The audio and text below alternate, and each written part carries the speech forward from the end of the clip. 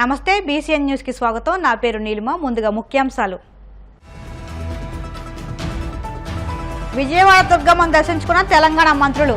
ఆలయ మర్యాదలతో స్వాగతం పలికిన అధికారులు.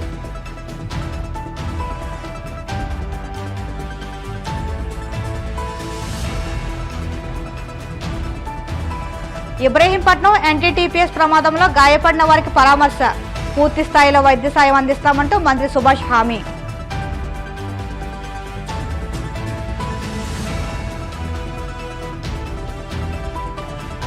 వాసవి ఇంజనీరింగ్ కళాశాలలో ఆత్మీయ సమావేశం. ముఖ్య అతిథిగా హాజరైన తాడేపల్లిగూడెం ఎమ్మెల్యే బొలిశెట్టి.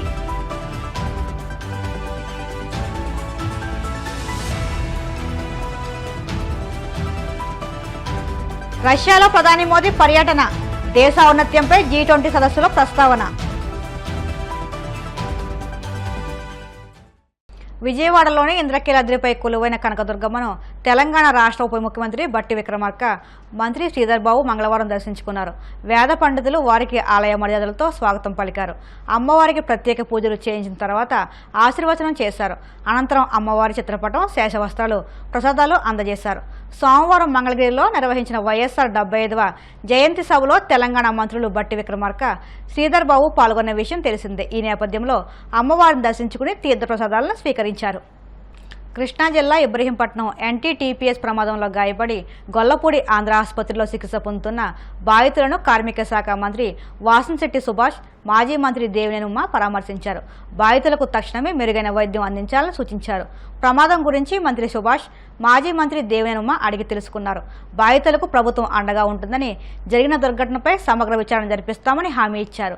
గత 5 ఏళ్లలో జరిగిన దురాఘాతాలు హడావుడిగా ఎన్నికల ముందు ప్రారంభం చేసిన పాపాలే ఈ దుర్ఘటనకు కారణమని, వైసీపీ ప్రభుత్వ హయాంలో 5 ఏళ్ల పాటు బూడిదను దోచుకుని ఇబ్రహీంపట్నాన్ని బూడిద పట్టణంగా మార్చారని ఆరోపించారు.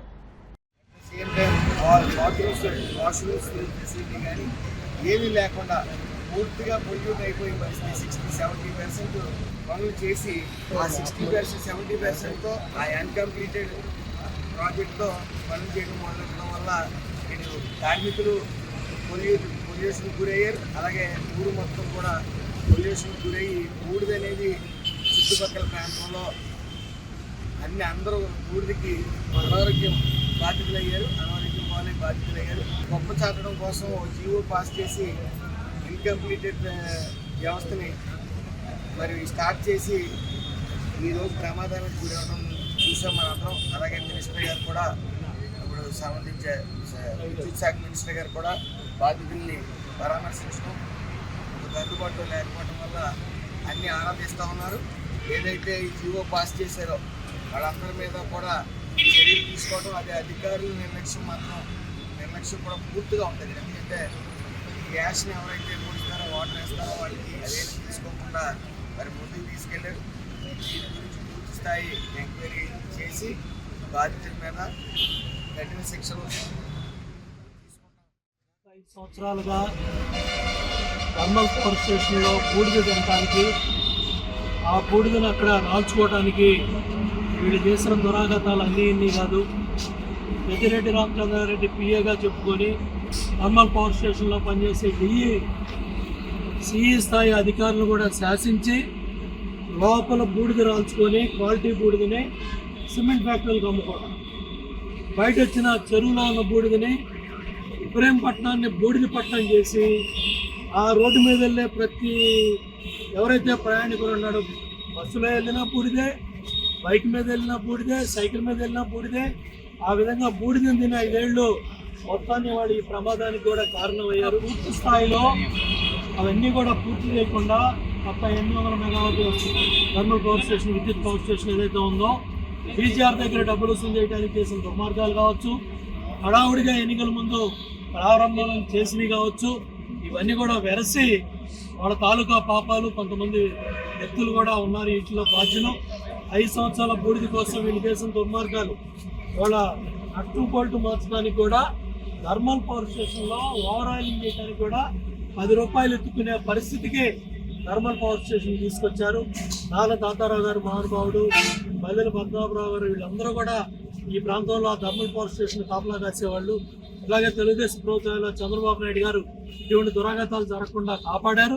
గత 5 సంవత్సరాలు కూడా పేను పెత్తనం వచ్చినట్టు ఈ పూడి తినడానికి వాళ్ళు చేసిన దుర్మార్గాలు పాపాలు అన్నీ కూడా ముఖ్యమంత్రి గారి దృష్టికి తీసుకెళ్లి విచారణ జరిపి ఈ పెద్దిరెడ్డి పిఏలు ఎవరు, ఈ డిఈలు ఎవరు, ఈ జోగి రమేష్ మనుషులు ఎవరు, వీళ్ళకి సంబంధించిన వీళ్ళ తరపున పనిచేసే అధికారులు ఎవరు, ఇవన్నీ కూడా విచారణ చేసి చర్యలు తీసుకుంటామని ముఖ్యమంత్రి గారి చంద్రబాబు నాయుడు గారి దృష్టికి తీసుకెళ్తామని కూడా సుభాష్ గారు తెలియజేశారు.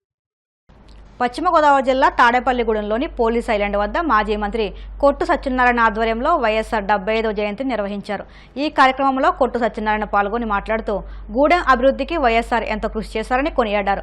రాజీవ్ ఆరోగ్యశ్రీ, రేషన్ కార్డుల పంపిణీ, పోలవరం ప్రాజెక్టు, ఆరోగ్యశ్రీ వంటి పథకాలతో పేదలకు ఎంతో మేలు చేశారని అన్నారు. వైఎస్ఆర్ చేపట్టిన సంక్షేమ పథకాల వల్లే ఆయన ఇప్పటికీ పేదల గుండెలో చిరస్థాయిగా నిలిచిపోయారని అన్నారు. ఈ కార్యక్రమంలో వైసీపీ నాయకులు సంపత్ కుమార్, ధర్మరాజు, బొడ్డు సాయిబాబా తదితరులు పాల్గొన్నారు. స్వర్గీయ శ్రీ వైఎస్ రాజశేఖర రెడ్డి గారి 75వ పుట్టినరోజు.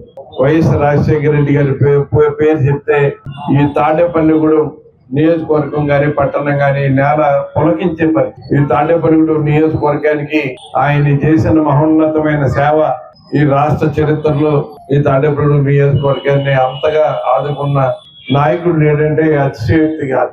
ఇవాళ రాష్ట్రంలో, దేశంలో స్వాతంత్రం వచ్చాక ముందు అనేక మంది ముఖ్యమంత్రులు పనిచేశారు. కానీ అందరిలోకి ప్రతి ఒక్కరి మన్నన పొందిన మహానేత, కారణ జన్ముడు శ్రీ వైఎస్ రాజశేఖర రెడ్డి గారు. ఆయన ముఖ్యమంత్రిగా 5 సంవత్సరాలు 3 నెలలు ఈ రాష్ట్రానికి ముఖ్యమంత్రిగా ఉన్న ఎంతో మందికి ఆదర్శమయ్యాడు. ఎన్నో రాష్ట్రాలకి ఆదర్శప్రాయమైన పరిపాలన అందించి రాష్ట్రానికే కాకుండా దేశానికే ఒక ముఖ్యమైన నేతగా, ముఖ్యమంత్రి అంటే ఇలాగే ఉండాలి, ఇలా ఉండాలని ప్రతి ఒక్కరికి చాటి చెప్పిన మహానేత శ్రీ వైఎస్ రాజశేఖర రెడ్డి గారు. ఇవాళ ఆయన కుమారుడిగా నాన్నగారి పరిపాలన మళ్ళీ తీసుకురావాలి, రాష్ట్ర ప్రజలకి న్యాయం చేయాలి, రాష్ట్ర ప్రజలు సుఖ సంతోషంగా ఉండాలని రాజశేఖర రెడ్డి గారి పరిపాలనని పుణికిపుచ్చుకున్న మరి మన ప్రీతమ నాయకుడు, మన రాష్ట్ర మాజీ ముఖ్యమంత్రి శ్రీ వైఎస్ జగన్మోహన్ రెడ్డి గారి పరిపాలనలో ప్రజలు ఎంతో సంతోషంగా ఉన్నట్టు కనపడ్డారు.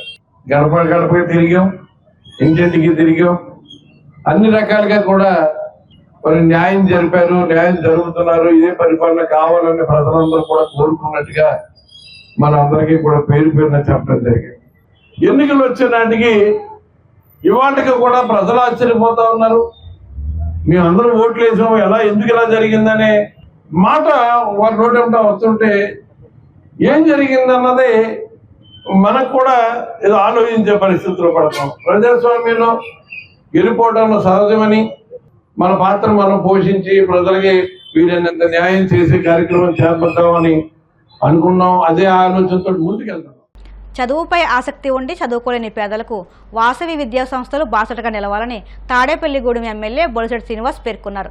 తాడేపల్లిగూడెం రూరల్ మండలం పెద్ద తాడేపల్లిలోని వాసవి ఇంజనీరింగ్ కళాశాలలో యాజమాన్యం నిర్వహించిన ఆత్మీయ సమావేశానికి బొలిశెట్టి ముఖ్య అతిథిగా హాజరయ్యారు. ఈ సందర్భంగా ఆయన మాట్లాడుతూ గతంలో మాదిరిగా ఎవరూ తనకు కమిషన్లు ఇవ్వాల్సిన అవసరం లేదని అన్నారు. సమాజానికి ఉపయోగపడే కార్యక్రమాలకు సహకరిస్తే సరిపోతుందని, సమాజ శ్రేయస్సుకు ప్రతి ఒక్కరూ సహకరించాలని విజ్ఞప్తి చేశారు. ఈ కార్యక్రమంలో వాసవి ఇంజనీరింగ్ కళాశాల అధ్యక్ష, ప్రధాన కార్యదర్శులు గ్రంథి సత్యనారాయణ, చలంచర్ల సుబ్బారావు, ప్రిన్సిపల్ రత్నాకర్ రావు తదితరులు పాల్గొన్నారు. మీరు అలాగే ఎడ్యుకేషన్లో స్థిరపడ్డారు. మీరు దాన్ని కూడా మీరు పెట్టుకుంటే మీకు దాని ద్వారా పేరు వస్తుంది, ప్రాణాలు నిలబడతాయి, గాడ్ బ్లెస్సింగ్స్ ఉంటాయి. ఇది అలాగే మీరు చేసుకునే బిజినెస్ ఇది కంటిన్యూ చేసుకుంటే మీకు ఎలాంటి అభ్యంతరం లేదు, ఎవరిని మిమ్మల్ని ఇబ్బంది పెట్టేది లేదు.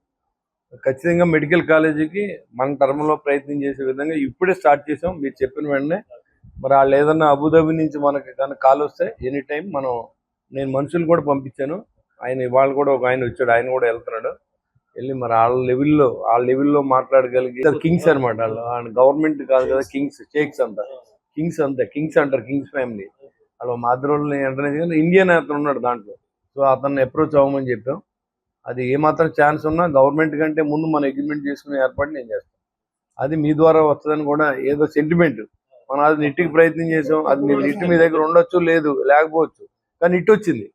తాడేపల్లిగూడెం అని కొడితే నిట్ అని కొడితే తాడేపల్లిగూడెం వస్తుంది. దాంట్లో అది మా గొప్పదనం, అది అంతగానే ఏం లేదు. అలాగే ఫీల్ అవుతాం. ఖచ్చితంగా 42 హాస్పిటల్స్ వాళ్ళతో మాట్లాడతాను, అది ఇక్కడ తీసుకొచ్చి ఏర్పాటు కూడా చేస్తాం. ఇక మిమ్మల్ని ఏదన్నా మేము ఆశించేది ఏదన్నా ఉంటే నా కోసం నేను ఏది ఆశించను, మాత్రం నాకు చెప్పి ఖర్చు పెట్టండి, దానికి ఎవరికి వాడాలో దానికి వాడదాం.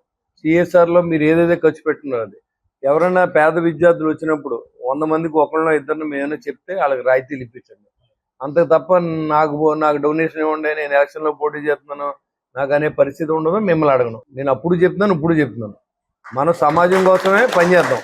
మీతో పాటుగా నేను వర్కర్ని అనుకోండి, ఏదైనా సిఎస్ఆర్లో మీరు కొంత ఖర్చు పెట్టాలి, 1% 2% ఎంతో ఉంది కదా, ఆ డబ్బు ఖర్చు పెట్టి డబ్బు చెప్పి ఏ ఊరు ఖర్చు పెట్టాలి, ఎలా ఖర్చు పెట్టాలి అనేది మనం ఒక ఆలోచన చేసే అవకాశాన్ని ఇవ్వండి అంతే. అంతకన్నా నాకేం అవసరం లేదు, అది నాకు కూడా ఇవ్వక్కర్లేదు. నేను చెప్పిన చోట ఖర్చు పెట్టండి, అది ఒక మంచి పనికే వాడను. ఇక్కడ క్రికెట్ స్టేడియం పెట్టిస్తున్నాం, ఇవాళ డబ్బులతో పని అంతా గవర్నమెంట్ పెట్టుకోదు. స్థల సేకరణ అయితే చేయించున్నాను, ఏదో రకంగా అందరూ సహకారం చేయాలి. నేను ఉన్న అందరిని అడుగుతున్నా, అందరూ సహకారం చేయాలి. బలుసులమ్మ తల్లి ఉత్సవాలు చేస్తాం, దానికి అందరు మీతో పాటు నేను డోనర్నే, అందరూ కలిసి ఆ ఉత్సవాలు చేద్దాం. అంటే దేవుడు ఉంటేనే మనం ఉంటాం కాబట్టి ఓ పక్కన దాన్ని చేయాలి. మానవ సేవ మాధవ సేవ కాబట్టి ఎవరికి లేదంటే వాళ్ళకి చేద్దాం. అంతకు మించి మీరు ఎవరికి ఓ 10 పైసలు కూడా ఇవ్వాల్సిన అవసరం లేదు. ఎలాంటి సెటిల్మెంట్ ఎవరి దగ్గర రౌడీలు పోషించకండి, ఏ పోలీస్ స్టేషన్లోనూ డబ్బులు ఇచ్చి సెటిల్మెంట్లు చేయించుకోకుండా మీకు ఏమైనా అవసరం అయితే నేను మీతో ఉంటాను. మీకు ఎక్కడన్నా బజార్లో సైట్లు ఉంటే ఇప్పుడు కట్టేసుకోండి, మీ జోలికి ఎవరు రారు, ఎవరికో రూపాయి వస్తుంది. ఇంక అంతకంటే నేను చెప్పడానికి ఏం లేదు. నేను నన్ను కాకేశారు, అప్పుడు చెప్పాను, ఇప్పుడు చెప్తున్నాను. ఇప్పుడు కాసేపు ప్రకటనలు.